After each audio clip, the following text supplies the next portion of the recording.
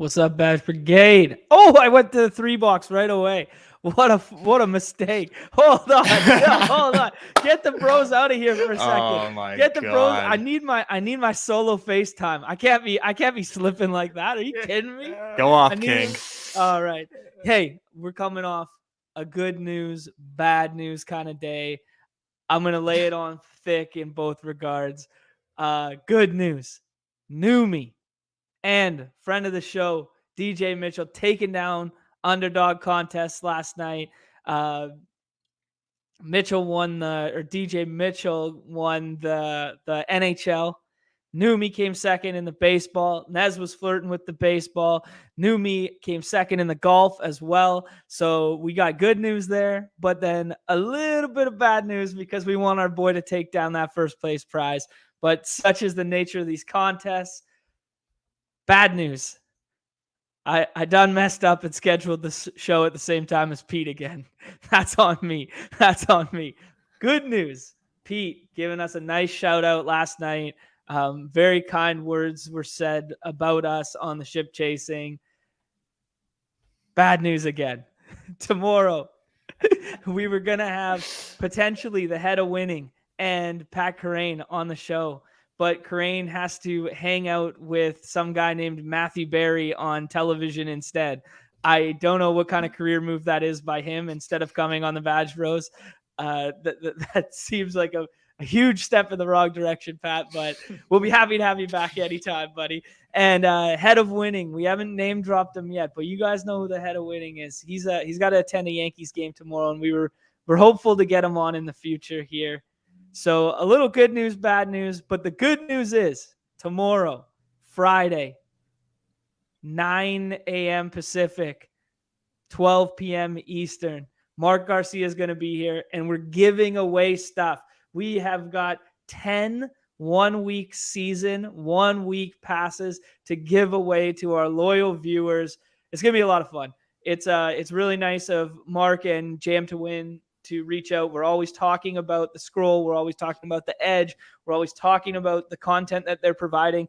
And we're going to give you guys a peek behind the curtain. For those of you who aren't already subscribers, we're going to give away 10 of those tomorrow. So a lot of fun, a lot of good stuff happening around here, but a little bit of good news, bad news, kind of afternoon, morning, wherever you're at. Yeah, I mean, it's bound to happen whenever you're working with like 10 different possible guests at the same time, like you are, John. So I mean, like it can't always just like we've had such good luck with everybody being able to come on our show and chop it up with us, like without any sort of like hiccup. So bound to happen, but it's all right. I mean, we're the bros, baby. It's all right. Yeah, we saw how busy you were in those DMs yesterday. Strings being pulled left and right. Yeah. So Numi, congrats last night, man. You put together some real nice baseball lineups. Yeah, man, that's good. Yeah, such is the nature of the draw that 1 point separates first and second, and that happens so frequently out here. Yeah, that Max Muncy hit where I think Will Smith had to stay on first because he didn't know if Soto was going to catch it or not, and it looked like, but it just kept like trailing, hit off the top of the wall, ended up being just a single where he advanced a long to third. Long single versus like a dot, and just the nature of that. The second at bat, he hit one like 394, like to dead center. I saw that. Yeah. So I mean, it's just, we talk about it all the time. It's baseball. So in the moment, I'm like, it sucks. And to be honest with you, I pulled your thing as soon as our buddy in the in the Spike Week Discord. I think it's BRDMC. If I real name Brad. Yeah, Brad. Okay, so he jumped ahead of me with that Cronenworth home run, and I totally like blanked, and then I remembered, I technically had an out with Freeman, but I was fading Betts and Turner, so I'm just like, I'm over. That's a tough fade. Yeah, and it's Betts, Turner, and Freeman coming up in the inning. I'm like, well, like I just went to bed. I turned on, and I woke up, and I just did my thing, went to it. I saw I literally went to Betts, Turner in the ninth. They both got out, and then Freeman had a double. I went, and then that was in second. So it was well fun. Done. But, man, that's a good sweat. Yeah. Hashtag never sweat the games, man. It's Team tough, never yeah. sweat, man. It's tough because I normally, I'm never sweating I'm never watching it really. Like I'll be on my phone, but like when it's postseason baseball, I'm just like, ooh, like I want to absolutely. watch this at least, and like I got nothing else going on. But at that point, yeah, I'm just like this. Just turn it off and go to bed. Get an early start in the day. But yeah, now we're on to All right, let's THUNday, huh? Yeah, let's talk about THUNday. This is a pretty fun slate in my mind. It's actually, you know what? Before we go into this new the new slate, let's talk about the fact that we kind of hyped up Jawan Dotson and Logan Thomas as hey, if they play, this is great. If they don't play, we're going to get that swap. And now we're kind of in that territory of we need to swap them for the Sunday night, Monday night, Thursday contest, that 2-gamer. So we're kind of in this process of we're going to get no Logan Thomas, we're going to get no Jawan Dotson, and now we have to swap. And what we saw last week was obviously the big game from De'Ami Brown. De'Ami Brown was primarily going drafted, but I think De'Ami Brown's my favorite swap as of right now. My second favorite swap would be Cam Sims because he played, I think, about 68% of the routes after in the non-Dotson game. So I think there's something there. And then tight end, I think it's very easy to just, it's John Bates. But there's a sneaky little tight end play that's I want to bring up the projection thing. Well, it's Cole Turner. And Cole Turner was a receiving tight end at Nevada, and he was like big numbers. Like I'm talking like 1K receiving tight end at Nevada, and he came out and he played 49% of snaps last week. So there's something there in my opinion. And then if we're looking at it through the lens of a flex, so let's say you don't have to fill wide receiver or tight end, I want to know where you guys come out on the kind of Gibson versus Brian Robinson versus JD McKissick versus those players that I just named. One name that I think is interesting, there's just not a lot of options to swap with, right? If you are like, because we obviously still have like the Monday night, Thursday night contest that like we're speaking of right now, where we are swapping some of these commanders that we have.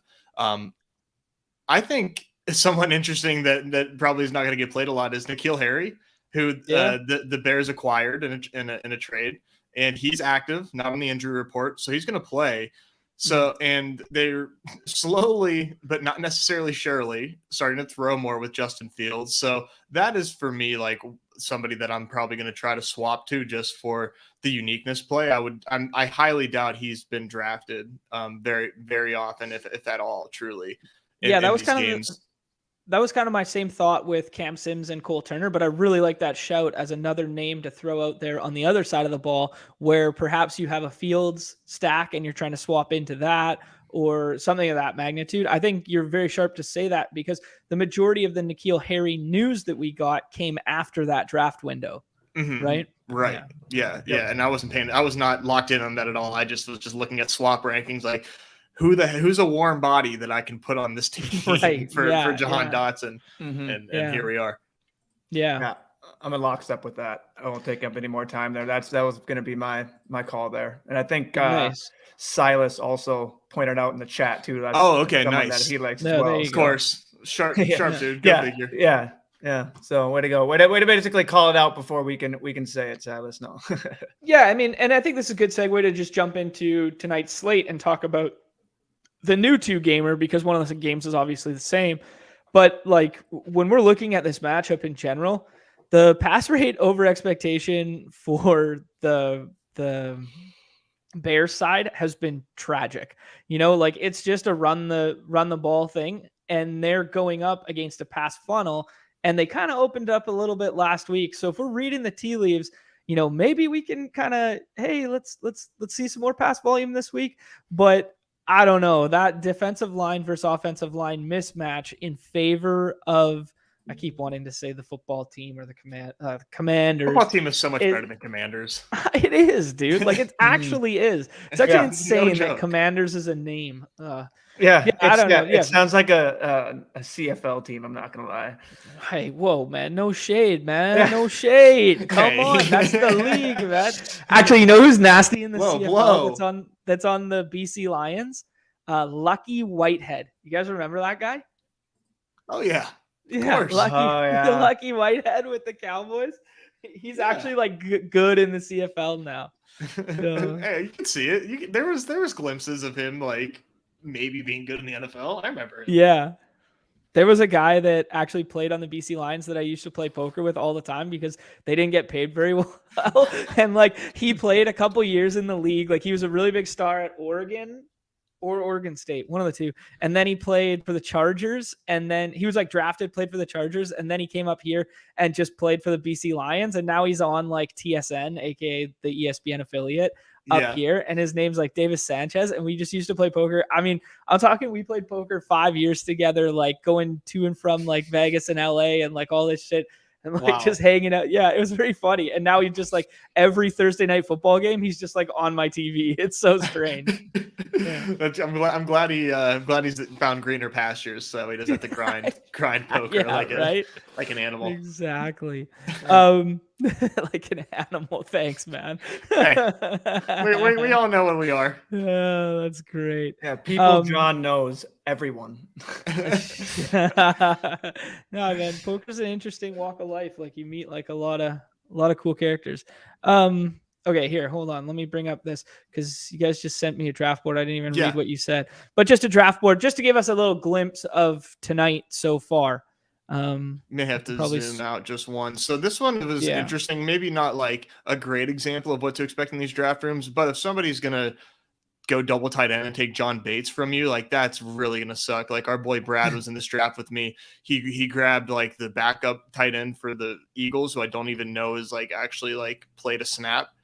So that was unfortunate, but yeah, the draft board after round 4 gets, very disturbing. You're calling shots there a little bit, but I was glad I got Michael Gallup there at the 18th spot. But it seems like Jalen Hurts to me is the consensus 101 tonight. Are you guys seeing the same thing, feeling the same way? Yeah. Yes, sir. Yep. I don't even think it's a debate either. Like I have his ceiling projection. 11 points higher than my second place player. Yeah, and that makes total sense, right? I mean, who's debating that? And and when you consider the position and the next man up there, it's invaluable, those points that he gives you. And Goddard's close after that, but that's a good point. He's not a 101 by all, I'm not saying that, but no, yeah, but I think you can make a pretty strong case for first round Goddard. You might not have to because I have been seeing him fall like further than that. But as far as tight ends concerned, right? Like we have Goddard, who's basically in a class of his own on this slate. We have Cole Kmet, who saw like a little bit more work last week. We have Dalton Schultz, who they're moving. I don't love it. They're obviously incorporating more of the 3 wide receivers now that they've had this kind of Noah Brown, not explosion, but they can see him as viable, I guess. There's just so many pieces in that offense that are getting drafted in this game that they're spreading around the ball. And he's got the Q tag, who's like a legit chance to miss. Yeah. Yeah. It's not good for him. Right. So then after that, if someone does double tap tight end and you're sitting in that like 5 range, like these are the names we're dealing with. Like John Bates is kind of like the consensus 4 off the board if only 4 go in the draft. You're dealing with Cole Turner, who I literally just had to explain who he was. Ryan Griffin, who, he's incorporated a little bit because they run so much and they run 2 wide receiver sets, and he had some success back in the day with the Texans, but come on. Yeah, at least we know his name. Right, yeah. Jack Stoll, I guess. And then you kind of have the late swap options from the Dallas side, where we had that sample of everybody being on either Jake Ferguson or Peyton Hendershot. And we had that one slate where Schultz already missed, and all the volume gravitated to Ferguson. And it turned out Hendershot was the kind of like pass catching tight end. So it's thin as all hell. And it kind of opens up the door for us to be like, hey, bully tight end. But no, like it's too gross. But I think the play is to take Schultz and then swap, even though it's not as concentrated in offense as the other two. That's where I'm coming off. What do you guys think? Yeah, I like that. I'd rather just take Schultz. Yeah. Just like give me Schultz and then swap to one of those backups. But it sucks. It's if you get an absolute jerk in your lobby that decides to go John Bates with his Dallas Goedert. I mean, you have the Nets permission to flip off your cell phone when that happens. That's foul. You're Valhalla. I'll take you to Valhalla, buddy. I will allow you to Gronk smash your phone at that point, and I will give you the AT&T insurance policy, right? Yeah. Yeah, interesting. Silas says Jake Ferguson. I don't know. Like, I'll bring it up here after because, like, I want to look at the last time that Schultz was out. Like, Ferguson's on the field a lot more, but Ferguson, he feels like he's the guy being used in the inline way more. I'm not too familiar with his usage, really. It's just like it's not anything that you really want to have if you can help it. You know, I mean, that's just the way that I'm like, I can't give our audience members any leans on this. Like, it's a very sick situation. And really the hope is like you're obviously like on those lineups that you are debating this. Like, your hope really is not that one of these guys hits. It's your hope that like Kmet and Goddard don't do shit. That's the hope. That's the hope. Yeah. So like it's just interesting because we saw as soon as Schultz came back, the Hendershot rule disappeared, and then we see when Schultz gets hurt, the Hendershot rule comes back, right? So what I'm thinking here is that, yes, Ferguson plays way more snaps and he's utilized more on the field, but I'm thinking that Hendershot appears to be kind of like the direct pass catching replacement for Schultz in these games, right? And he was the one that when we had this previous debate in week 3 came out and went 3 catches for 40 whatever, and Ferguson just had the 1 catch, right? So that's where my mind's going. Like, what the shit do I know about these two players, to be fair? But that's just kind of like the trend that we saw in the past. Yeah, either way, it's so thin. And I mean, we're probably not giving ourselves outs to winning this contest by debating this. So yeah, I don't know. We'll see. Yeah, it'll be interesting to just see from an ADP standpoint. Like, well, these contests don't have it, but from a projection standpoint, they're projected for the exact same amount, but like Ferguson's name is on top. I think that matters. I think that matters in terms of the recreationals swapping or the recreationals not hitting their own swap rankings, that Ferguson will be the default, thus making Hendershot lower owned. Yeah. I think you can absolutely like make that distinction. Yeah, and with Hendershot running more routes than Ferguson, I think I would probably take my shot at Hendershot unless okay, so Silas's point is actually getting leverage. He actually thinks, despite the ADP, that he thinks that Hendershot gets the leverage based on like what we're saying, which okay, that's fair. I would still probably take my shot at Hendershot, but I understand that point of leverage. I get that 100%. I think that's giving the field way too much credit. That everyone's swapping. I think the sickos who are watching this stream, who are setting their own rankings, who are doing their own projections and stuff like that, I think they will have it ranked that way. And I think Silas is right in that regard. I don't think that's who we're playing against. That's a good point. Yeah, I do lean towards what the ADP shows versus what I think people are going to do. I'm with you there. Yeah, it'll be interesting to see what happens. It might be like moot point now because there's a chance that these projections switch before kick.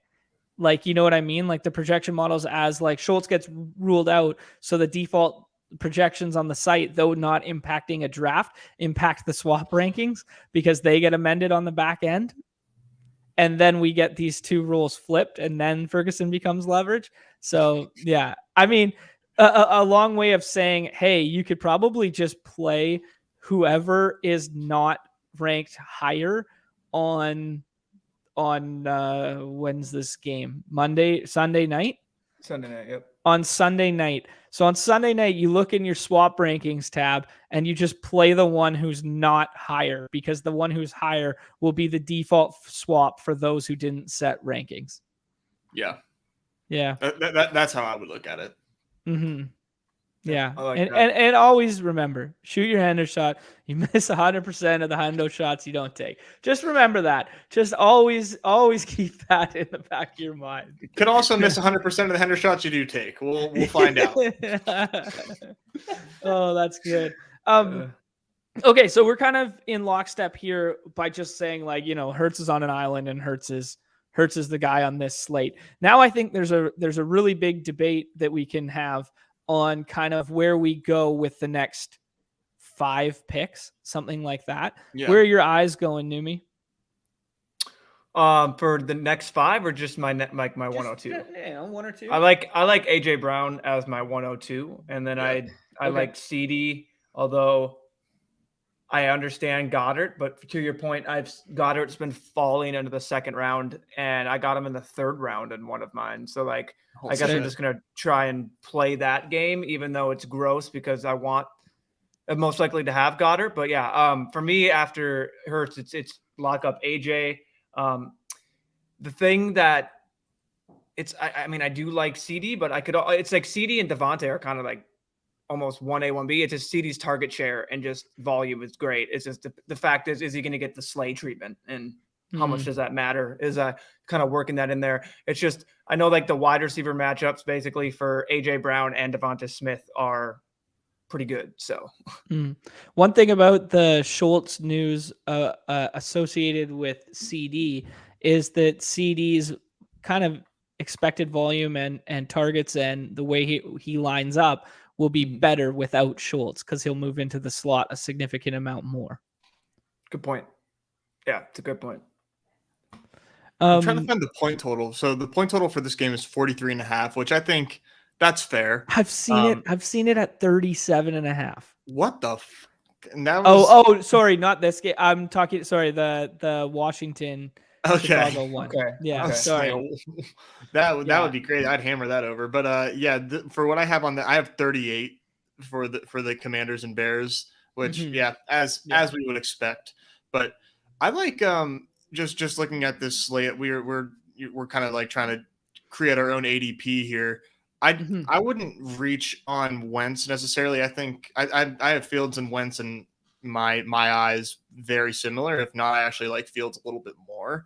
And then after the skill position guys, of course, like I still like CD. I think Miles Sanders is somebody that, as far as running backs go, has a chance to separate a little bit here. My thought process on that is like no Dak, and now they're playing like the Eagles, who's probably the best defense that Cooper Rush has had to face this season so far. There's a chance that the Eagles kind of, continue their dominance, so to speak, and really get ahead. And Sanders' usage has been tremendous. It's only been going up as the season's been progressing. But the Dallas defense is pretty strong itself. So these are very unique matchups. But yeah, thank you for pulling that up there. So as you can see with this, that's just straight snap percentage there going up. So that's pretty exciting. It's gone up every week since week 1. And it was 74% last week in a competitive game environment. Yeah, and Montgomery is definitely going to match that snap percentage. I would say. So that's something to like consider if because he's going against Washington, who they're not like the best defense right now. So there's some decision points to make here, but I would definitely take Sanders there first. Montgomery goes pretty late in these, which is. It's interesting because I feel like Montgomery has the safest floor. it feels like he's just the guy who's an absolute lock for 3 targets and 15 to 18 touches.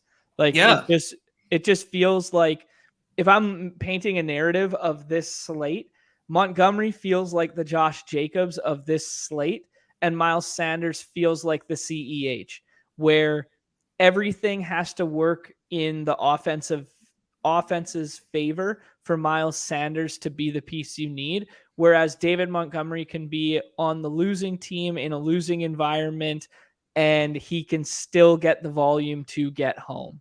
That's my, overarching knee-jerk takeaway from this, like comparatively. Do you see anything different there, Numi?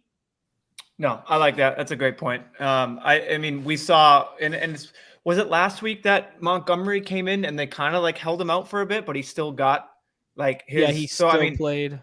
Yeah, so I mean, if we just expect him to be back, you can pull that up. Then yeah, I think that's a great comparison right there for the Josh Jacobs and CEH. If you're just going basically like past slate, that's a perfect comp. So. Yeah, Herbert had 4 carries last week, and Montgomery didn't have his usual. He only had 12, but he had 4 in the receiving work there. And let's see the snap count. That's the thing about the receiving thing. Like, I think one thing that might be gross just drafting is seeing like, oh, I got Montgomery and Fields on the same team. I got boxed out. Like, I really don't think that matters too much. Like, not on this slate. No, it doesn't. And it's like there was a point where basically I think Alan made it in the chat where this one. If you don't get hurt, you just got to find leverage.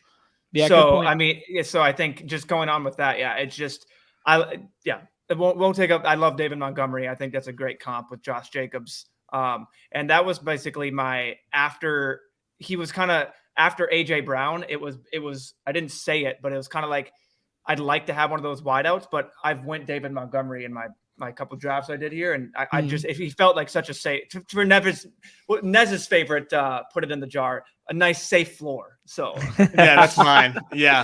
I love my safety min cash options, baby. I think something to think about when you're keep the bankroll alive. Let's go another week. We live to play another week. I just want to have fun, baby. I just want to have fun. I don't even know. No, I do want to win. I think with Hurts, when it comes to finding that leverage, let's think about if Hurts doesn't get home, like what has possibly happened in this game? Is the pass catchers are probably suffering as a result, right? So AJ Brown probably not getting home. Devontae Smith, he kind of has like this more of a floor play as opposed to AJ Brown, and then Goddard then fails too, most likely, right? Unless it's like one touchdown. Maybe not running as much. And then Silas here says, well, then there's Sanders. So then that is what I would consider like the most likeliest outcome, is that Sanders on the run game is just doing enough, and offensively Cowboys just can't do shit. And this is just like a slog of a game, and it's a Sanders game.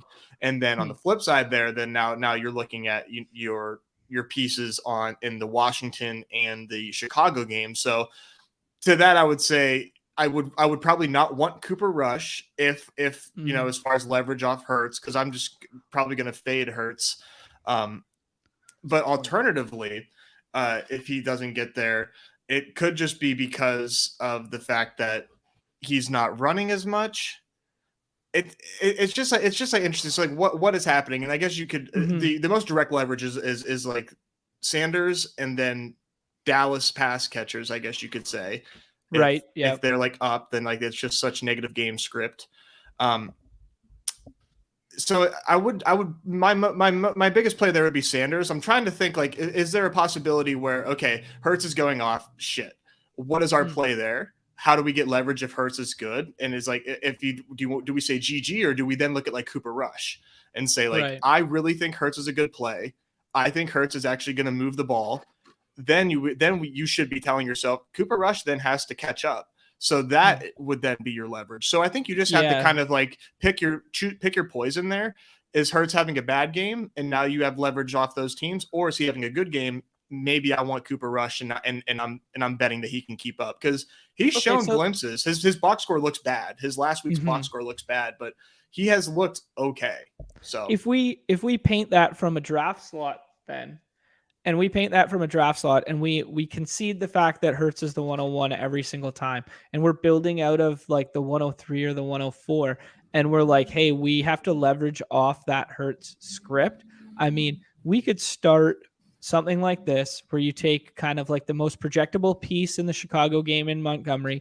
You take Cooper Rush's alpha target guy. We assume Schultz doesn't go in this narrative, or we could even build in Schultz after. We hope the board runs out all these middling pass catchers, the whole middle, and then we end up with this from like the 103 or the 101, and we build out the trailing Cooper Rush script, hope all the other quarterbacks get drafted in the middle, and we have this kind of CD plus Pollard because they're trailing, and Montgomery as like the projectable piece from the other game. What do you guys think about that? Yeah, I think that's a great way to think about these draft rooms when you're doing it. Is telling yourself like what stories make sense for you to beat those Hurts teams, and that's exactly one way that you can do that.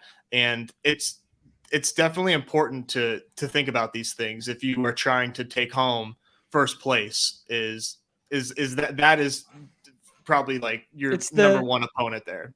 It's the if-then statement, right? It's the classic showdown narrative. You know, Cody came on the show. He talked if-then statements. Mark comes on the show. He talks if-then statements. You read anything on 1 week season, if-then statements. When JM comes on, he's going to talk if-then statements, right? Because we're giving ourselves a narrative as to how we're going to win. If Hurts fails, then what happens, right? So if Hurts fails, then Sanders gets home on the ground. Then the whole offense sputters, and we need pieces from the other game. If you know what I mean. So we just have to think through these narratives in our mind, because yes, we can win this contest by someone takes Jalen Hurts at the 101, and we take AJ Brown and Dallas Goedert, and we don't have them with Hurts. Yes, we can win the contest with that. Yeah. It's a thinner path to winning. It's a path in which we need to mix in, absolutely. But if you're only hand building like a couple of these or a handful of these, we have to find more contrarian thought process than tying our points to the highest projected ceiling on the slate, right? 100%. Yeah. I will say, and I'm not trying to it's going to come off that way, but if you go to results and just look at my team that placed eighth, and if you just, I'm just saying, let me pull up your team, bud. Yeah, that placed eighth. Yeah, it's just when you look at that, that's not a team I really had fun drafting at all, because which contest was it? So it's going to be the Primetime Palooza Sunday night, that one, the top one, Sunday night, Monday Night Football. Yep, Primetime Palooza, right there. I mean, if you look at it, look at that. There's 3 Kansas City pass catchers with a Josh Jacobs run back and just one from the other team. And like that lineup basically just told the story of the Baltimore Ravens and Cincinnati fell flat. And the other game was the one you needed, and you didn't need it. The other game just fell flat enough where you didn't need bonkers scores from every single spot. Yeah. And and then it's the whole, you're bringing it back with a running back versus that. It's like, that can still get there in terms of just put it like, what if it's Carson Wentz? You take out Travis Kelce, but he's spreading it around to some of the wideouts plus the tight end. And then it's David Montgomery that brings it back with that big score. And then maybe Philly, Dallas kind of fails. Like, that's basically in context of this slate, that's how that lineup was kind of built. So it's just, when you guys are telling stories, that's immediately what I thought of, was like, because this is maybe my grossest lineup that I drafted. It's good, but it's like, I mean, I went Duvernay as my first wideout, and then got these other two. So it's just like, it's just. I'm a fan of it, though. It shows you that anything can happen if you just paint that narrative. Like, you have to let it. Like, this lineup was nowhere near any of my top ones watching. Like, oh, this doesn't have a chance. And then the game goes nuclear because the other game didn't have the scores to keep up. So right. The interesting thing about this would be like if we just ported this. To this slate, we're effectively saying this is the Hurts Goddard lineup, because we said there was a huge discrepancy at tight end. It was at the top end. If you could somehow pair those two, and the thing about this team is it was way harder to pair Mahomes and Kelsey on the previous slate. Hurts and Goddard's there a decent amount if you can get it. I mean, it's not always there, but I've seen it a couple times. I think I've only got it once. But the fact is it exists, right? So if we painted like this right here, this would be the equivalent of, I think maybe it would be like Zeke would be the Jacobs in this build, because I don't think Montgomery would ever fall that far. But this would be like a Hurts, Zeke, Goddard, and then you somehow get Devontae Smith to fall and Quez Watkins, and then you have Noah Brown, or you have De'Ami Brown on the other side in the other game. Yeah, or in set tech. Yeah, 100%. Yep. Yeah, and it's just kind of like, would I be jumping up and down about that team, screenshotting it and sending it to my friends? No, of course not. But is there a very viable path to success with that team? Absolutely, right? So, I mean, get comfortable being uncomfortable in these builds and start clicking some gross names, right? Yeah. I think that's just that's all I wanted to illustrate there. Yeah. Oh man, Fat Zeke's gonna banger it. Man, that's maybe the only insane. difference is he does not pass the eye test versus Josh Jacobs. Oh my god! Like his, I was looking at it earlier. Like he had 22 carries for like 70 yards last week. Like he doesn't do anything other than fall into the end zone when Dak gets them all the way down there, and now that they have this 100%. Cooper Rush attack, and it's, 22 for 78, 19 for 49. Like, what are we doing out here? Look at, he's getting a catch. 53. Oh, no, not week 5. Oh, he was at least getting you that one catch a week, though. Oh, yeah, that one catch floor, that half a point. We need that. I don't know. I think this is a good pivot into the running back position, because I think the projections on the running back position on Underdog right now are, we can leverage the shit out of them, because I think it's really bad. Like I don't think we should be taking Zeke here. I think we should be taking Pollard over him. I think we can talk about the changing of the guard with Brian Robinson and Antonio Gibson, just in terms of their snaps. Like, Gibson went down to a 32% guy last week and got played over a dude who got shot like 4 weeks ago. Like there's a reason he was playing special teams in the preseason. And like, I think it's like huge donk move to be drafting him tonight. Now, could he come out and all of a sudden he gets 5 carries and he happens to break one of them because he does have that kind of like explosive player model from like a talent standpoint? Yeah, of course it's viable. It could happen. This is football. But like, for me to just come out and make the conscious decision that I'm betting on a guy whose snaps have gone from 64 to 54 to 44 to 41 it's to the 32. Exact opposite of Miles Sanders. Right. Yeah. It's the exact opposite of Miles Sanders. It's insane. Yeah, that's so good. Yeah. It's just kind of like, I think chasing Brian Robinson might be a little bit of fool's gold, where you're like, oh, I got 9 catches last week. And he might get scripted out too, because he's only a 2-down guy and he's the banger. He might get scripted out in a trailing game where they go to the air and JD McKissick is the play kind of thing. But they clearly like him as an early down rusher. They hyped him in camp. They downplayed Gibson. I just don't think we should be chasing Gibson tonight. It's kind of my big takeaway. Yeah, no, not unless I like have to and I'm forced to take him as like my flex, like, and that sucks. Like that's just very unfortunate. But Robinson all his props are like over double what Gibson's props are for rushing yards. Sharp point. And with the fact that we have no confidence in the Bears defense, I'm pretty excited about Brian Robinson tonight. I'm not gonna lie. He's probably one of like my favorite plays at running back right now. Yeah, I agree. Yeah, rip to us add value. Yeah, rip to us when we on that previous stream when we didn't say anything and we got stuck with Antonio Gibson on that team. Yeah. Oh, did we? I didn't even. Yeah. We were drafting that. And all of a sudden, you're like the absolute worst play on the slate. And you're like, I'm never letting you guys talk again. I'm just. Hey, I was fucking right. All right. Yeah, you were. Yeah, we deserved all of it. Guys comes right here and just goes, unless I don't want to be stuck with Gibson unless I'm absolutely have to, and that's awful. Even Like but our that's guy GA said here, like as far as running back plays, like Boston Scott coming back. He is as coming well. back. Yeah, he's So- off the injury report. And I just think that's a super sharp point, Nevs, about the rushing props. Like, if like they're legitimately double, if not, like I think, Over. one of them, over like close to like 2.5 or whatever. Like, you know what I mean? Like the props are all on, Brian Robinson. But yeah, we're talking Boston Scott. That's an interesting, that could does that eat into Miles Sanders then? Because I think he put that up when we were talking Miles Sanders.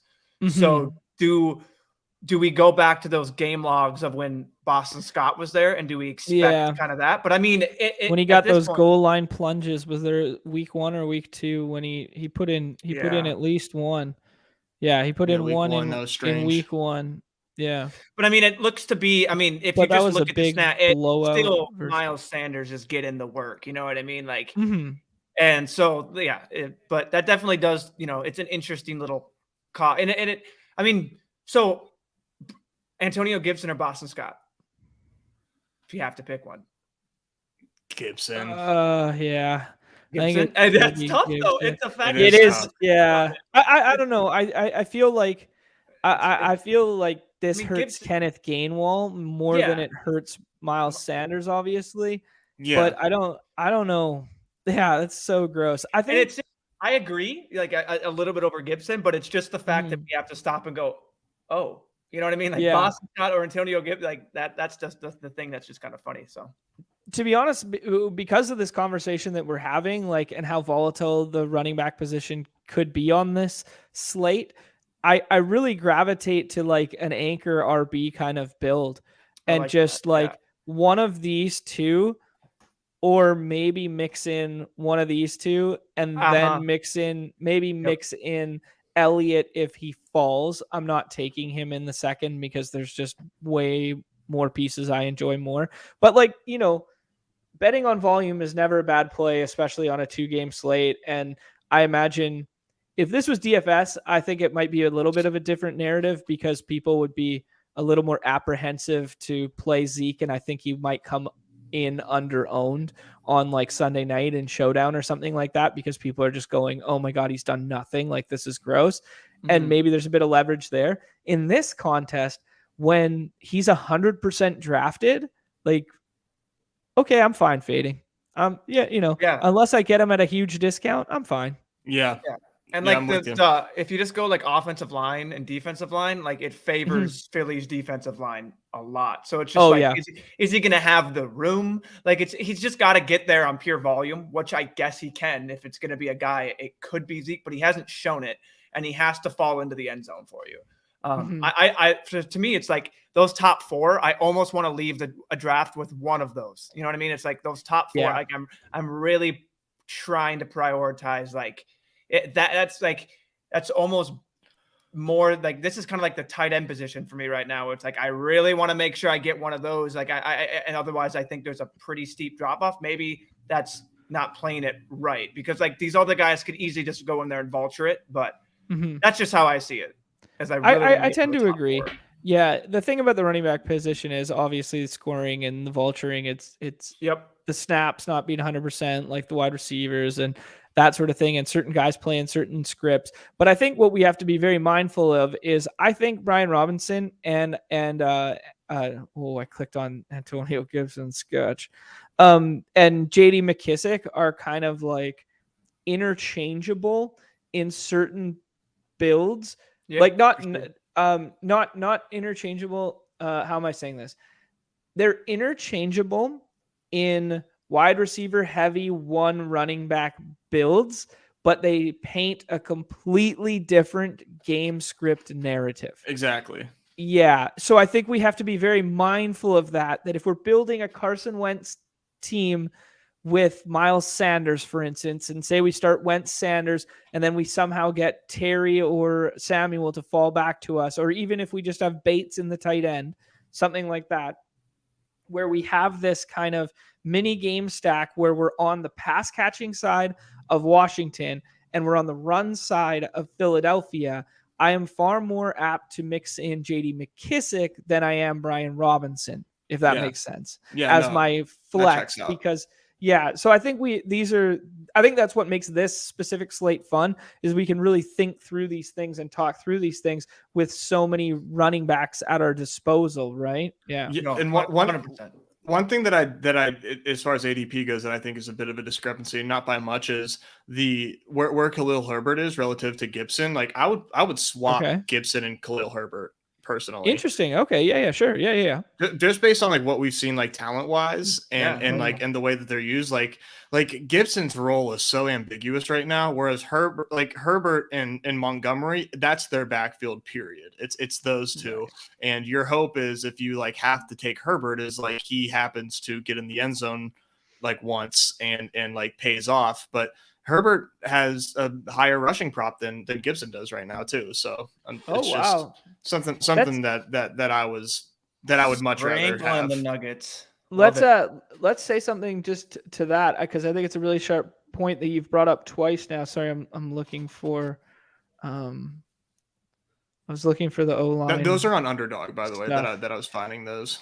Yeah. No, I think I just think it's a very interesting point to bring up, because I think it's really sharp to, hey, if we trust Vegas to know best in terms of spreads and point totals and this stuff, that we should be using something, no free ads, but something like Odds Shopper, where like Stochastic has a nice tool out there where you can look around all the odds of a given industry, like throughout all the books, and be like, okay, and they use it so you can find the best value on props, but just using it to get a general feel of the slate prior to drafting any of these, right? And just be like, yeah, the projections on the site can say one thing. The projections which you're utilizing, whether it be, you can name 1,000, whether those be, or you can then look at the props from Vegas, and you can kind of compare and contrast all these things to then come up with a narrative. So I think it's really sharp of you to be looking at that, whereas most people are just going to go Antonio Gibson, see his early week box scores, remember that he was a 3rd-round pick last year,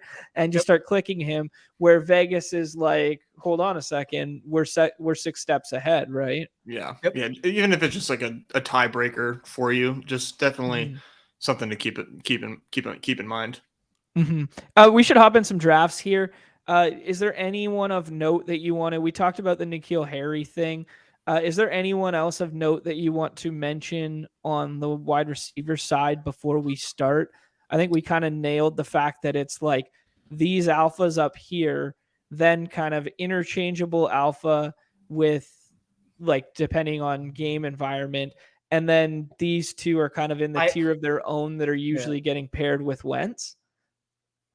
Yeah, I think Velus Jones is another choice up there with Harry. I mean, kind of scored a touchdown last week. Oh, wow. And look who's right here to say it. So, all right, Silas, get out of my head there, bud. I think they're kind of like basically like, interchangeable right there. And definitely are both like as your late round darts. So. Yeah, I mean, only 3 snaps last week in a super low volume passing attack. It's thin as hell, but it's worth sprinkling. It's the same thing. Yeah, exactly. Yep. It's nothing. It's not really. Again, that's not a call or anything like that. No. Yeah. But yeah. Yes, actually, Numi said, no matter what, you must play.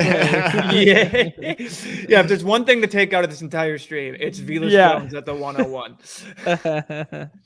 Yeah. Well, that's a good point. That's a good point from Silas. It was his first week off the IR. So yeah, it was. This is why we have Silas in the chat. So he keeps us honest. Yeah, we'll get him on here for one of these showdown shows for sure. Yeah, that'd be awesome. He has a really good article up right now regarding this slate over on Spike Week. Definitely recommend checking that out. Kind of goes through the same stuff we've been talking about, just thinking about the slate and decision points and things like that. So it's a great shout. Read Silas #. Yep. Yeah. And I think he does all single. Well, I think he maybe doesn't do single game anymore because they don't do it, but he does all like the showdown style. So yeah. Read Silas. There we go. Chip, friend of the show. Welcome to the dojo. Oh, there he is. Yeah. The gulag. Is that what they're called? Yeah. I don't know. What do they call it? The in Call of Duty? I don't. Yeah, that's what I thought. Yeah. Yeah. The gulag, whatever you want to call it, log leg. You know, So this guy is I almost was never certainly a going Warzone Hurts. guy.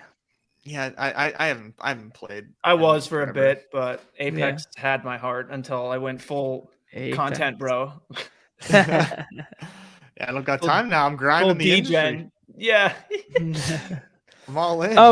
Okay, we're gonna be faced with this this interesting decision most likely. I mean, the dream is that a recreational player just fades this, but it's really hard when you look at just the projected points and he's at the top of the board. I've seen him go second one time. And that's For it. the brand. Come on. For the brand. Well, Yeah. nobody runs purer than you, my boy. So Yeah, that's let's, what I'm saying. No. I don't want to knock true. on wood, scare my dog, but knock on. Okay, Shit. so what do you guys like here at the second spot? I mean, I'm kind of the mind of fading AJ Brown now that we didn't get Hurts. okay. But yeah, if that's a good which point. I can be down for I'd like Montgomery here. CD. Okay. Okay. Let's do it. Let's get weird.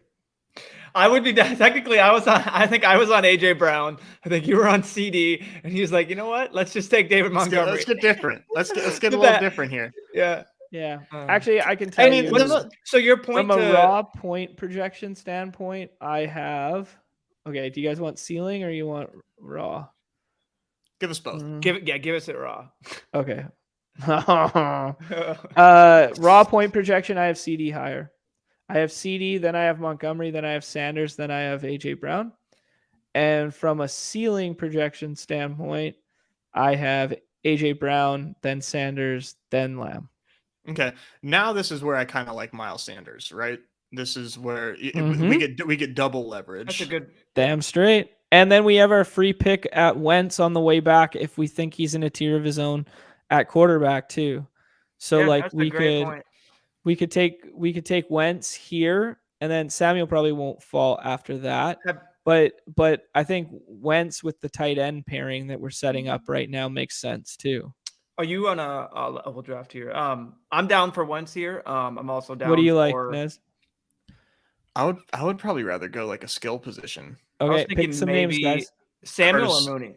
Curtis Samuel. I think Samuel before anyone. Okay, sounds good. Okay, sounds good. So are you then basically, since have you seen or got an AJ Brown, Jalen Hurts? I have not. I have not seen it. So then are you basically going to take like you're just going to kind of fade AJ Brown on the whole slate? No. Okay, well, I just didn't know because I mean, obviously in your portfolio, I just wanted to paint a different narrative based on what we had said earlier. Because that was interesting. I wouldn't know if you were just fully going to be like, if I can't get Hurts and AJ, you know what I mean? Which is it definitely made sense. And I my first couple that I was doing over here, I'm like, when I had second pick, I was taking AJ Brown, but that makes a lot of sense. So and then now that the team that we just came up with so far, I think if Mooney's there, we take Mooney for sure. Yep. Yeah, because now we got our quarterback and stack option. Well, we have two stack options, right? If we wanted to go Cooper, we could, but I'm not like pounding the table for Cooper Rush. But... No, I'm just saying. Yeah, I'm pounding the table for Fields.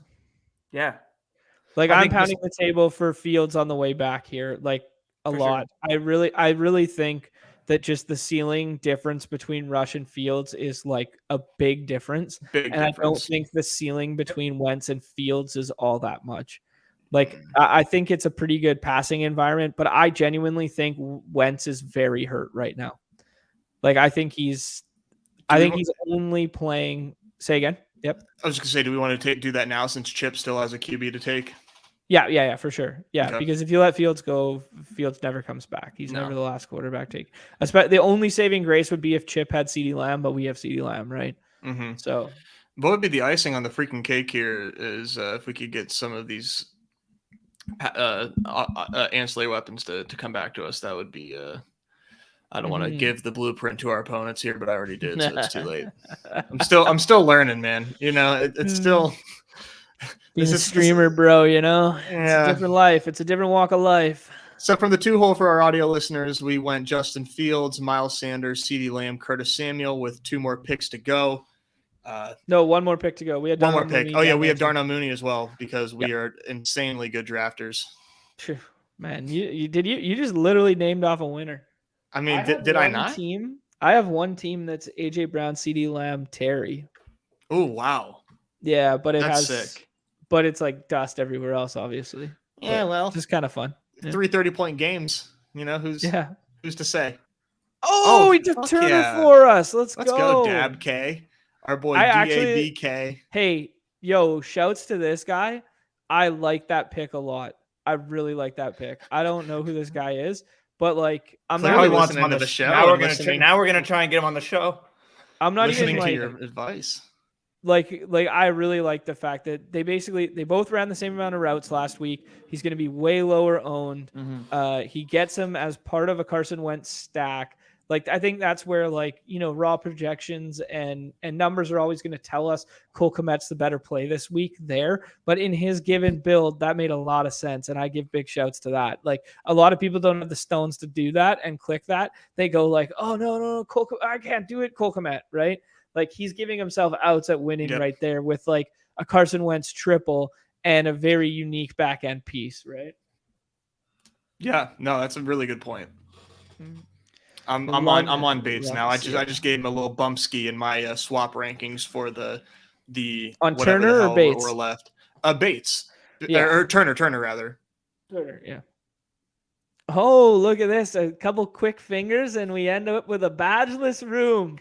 Let's go. Jalen Hurts at the 103. What do you say, boys? We got it. Johnny Appleseed up here. There's no way. You know what? Here's what we're telling ourselves, right? Johnny up here, he's like, I've been paying attention to fantasy, man, and they tell you got to wait on quarterback. You just wait. You got to wait on the corners. And Chris Cross is like, dude, why is Zeke down here so low? Like, I'm taking him every time. Divisional matchup. That's the narrative. Divisional matchup is such a sick narrative. I love that so He goes so hard. It's gonna be a low scoring game. Yeah, it's gonna be. They're gonna be knocking it out. You know, the NFC Beast, right? The NFC Beast. There's a lot, dude. As I don't know if people know, I live in the Dallas area and haven't seen it personally, but my father-in-law loves watching the news.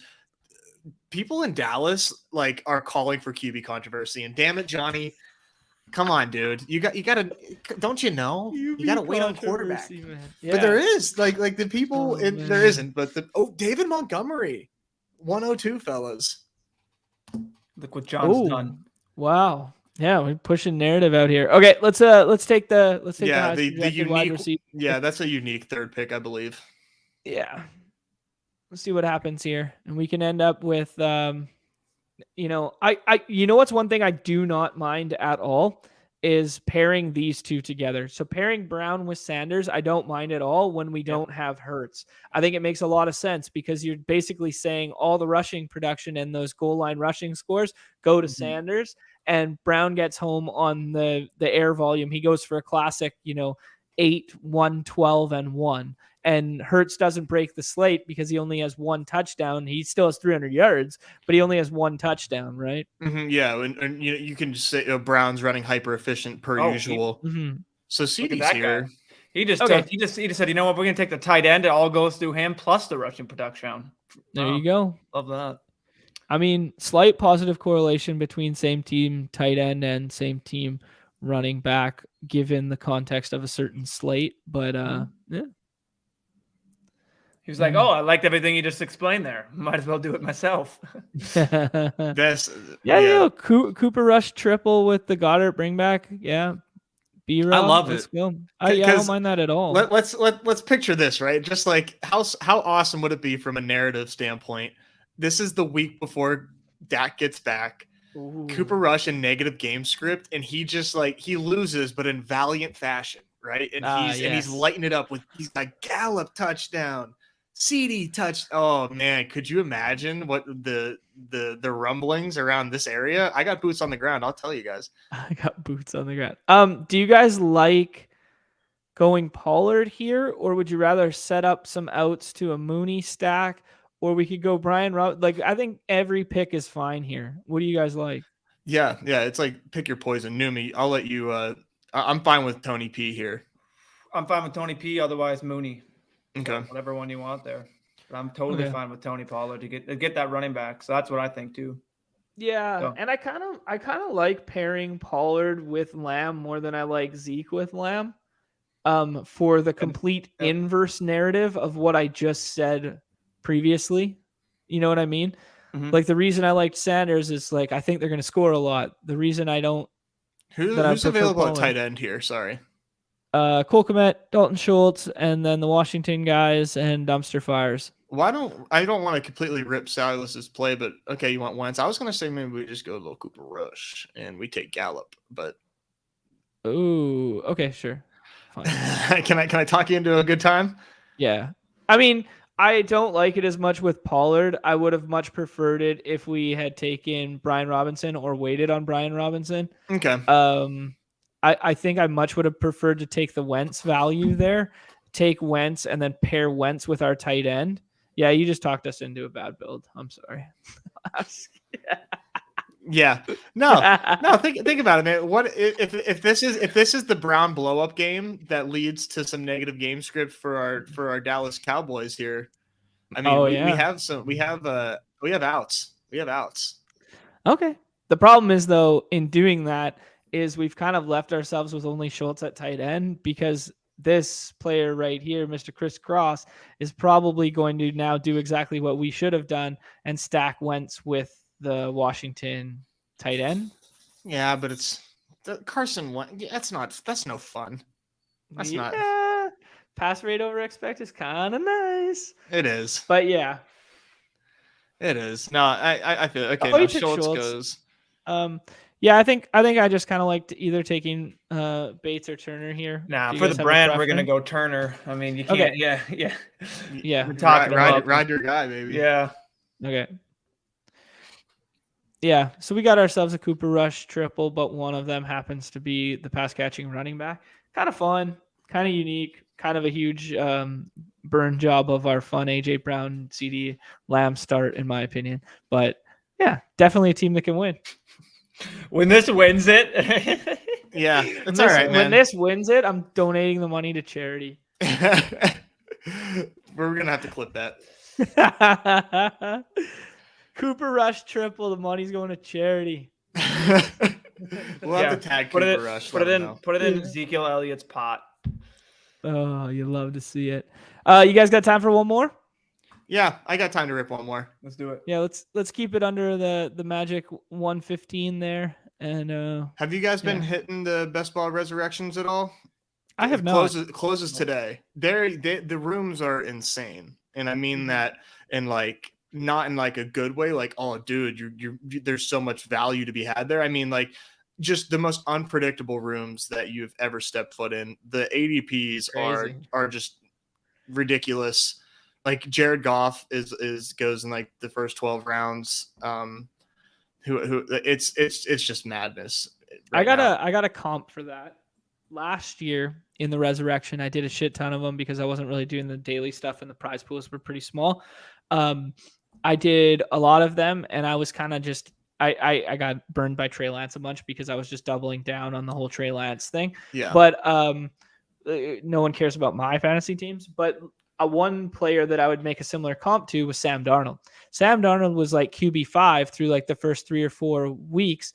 And then he got thrust up and he had an ADP of like quarterback 13, quarterback 12 or something in those resurrection drafts. And then all of a sudden, you know, he gets hurt, he's done for the year, and everybody's got a bunch of dead rosters with Sam Darnold thrust up. Like, we don't wish that upon anybody or wish that upon Jared Goff.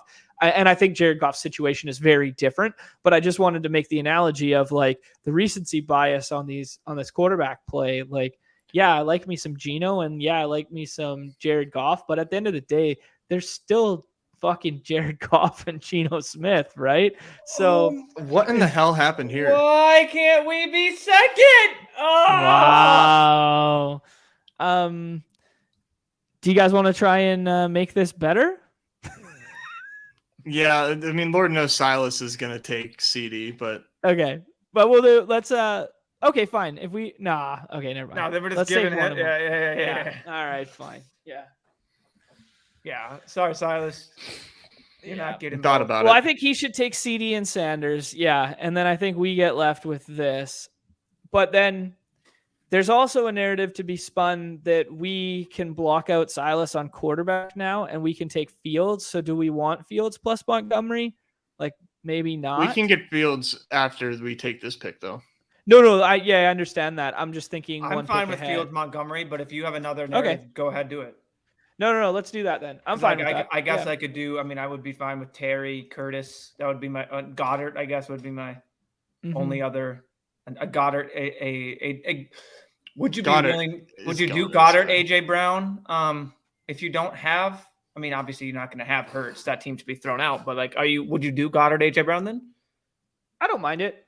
Yeah. Okay. I mean, just from like a raw projection standpoint. Yeah. And whatever. I think what you then need is that one of the other games, the quarterback matches the touchdowns in which Hurts puts up, because basically you're saying a narrative of, both those guys score a touchdown, they break the slate kind of deal. And then you need Carson Wentz to throw 2 touchdowns and you have the other pass catcher associated with it. Yep. Yeah. You're counting on both games being hitting their overs. Yeah. That being said, I haven't seen Goddard fall this far before. Oh, dude, I think we just take it. Yep. Yeah, man. What's the worst thing we have? Cooper Rush with the backdoor. So that's fine. Yeah, like and it. the thing is, Silas might pass on quarterback again, knowing the fact that he has CeeDee Lamb, and he's got to do it for the brand too. The Cooper Rush triple, he was just hyping it. He's got to take Pollard here and Gallup and set up the Cooper Rush triple. He doesn't, because he's a huge coward. So I mean, that's to be expected. It's just. And he takes now he's like, you called me a cow. Fucking spite pick right there. I kind of like Tony Pollard a lot right here. I think Tony Pollard's kind of in a tier of his own, and I don't mind pairing. Knowing we have to take Cooper Rush, you'd rather like stack Pollard and Gallup, and then I guess we can get like Noah Brown potentially if we have to. I'd prefer to stack Pollard and Rush than Gallup and Rush. Okay.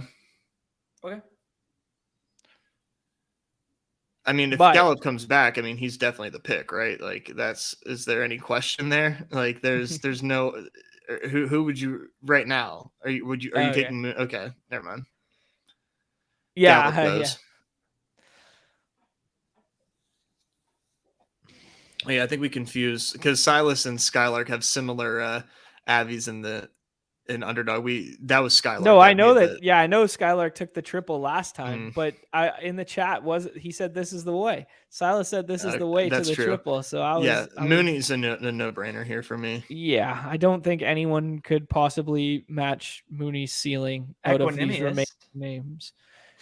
Yeah, that's for Silas to stack with his field share. Congratulations, buddy. There you go. Yeah. So we get a Cooper Rush. I don't hate this. Because it basically paints the narrative that Dallas isn't scoring points. Dallas is the trailing game script. Dallas gets 1 touchdown. It's Rush to Pollard. And then we have the Philly side covered. These guys together outscore Hurts plus Smith. And then the Chicago wins by 2 touchdowns tonight. Look at that. Look at those last 2 picks. Man, it's not necessarily plausible, but it's not impossible. That is, I don't care what other shows are out there. That is for the brand. If Silas wins, that's tag worthy. We love it. Who else is spending so much time on a show dedicated to N'Keal Harry and Hendershot? Hendershot, yeah, you love that. If Silas wins that's gonna be the clip of the century right there. You love to see it. All right, I think we've hit almost that magic number right here. Another fun show with the lads. Please like, subscribe, follow, all that good stuff that I always forget to say. I'm back, baby. Silas normally has to remind me in the chat to say any of that sort of stuff. I'm just out here freeballing it. Everyone, good luck tonight. Good luck in the baseball. Go Mariners this afternoon. We'll be back tomorrow with Mark. It's giveaways. It's 12 p.m. Eastern. I'm doing the math in my head. It's 12. It's 12. Yeah, it's 12 p.m. Eastern. Tomorrow with Mark. We'll be giving away 10 of those OWS packs. I will plug it and pump it on the tweet machine as well. Appreciate everyone being here. Appreciate Numi. Appreciate Nez. Appreciate the good shouts from ship chasing last night. Appreciate our future guest who's hanging out with Matthew Berry instead of us. And yeah, One quick question. We had no Tucker interruptions. Is this guy just MIA? He's dead, actually. Thanks for bringing it up. Oh God. No, he's just being a Mr. Good Boy, dude. What Okay. Mr. Good Boy being I was like, well, today. tomorrow we only have we were down 2 guests. Might as well just plop him on him on the screen for an hour. He was squeaking it to him. He was plus 330 for no interruptions today, so that's a big cash for me. That is hashtag Mr. Good Boy right there. Oh, if that actually sets up beautifully for the N'Keal Harry script tonight. The fact that Tucker cashed this morning on such a long shot, N'Keal Harry's getting it done tonight. Love it. Good omens all around. All right, gentlemen. Appreciate you guys being here. Everybody's favorite time of the show. The end.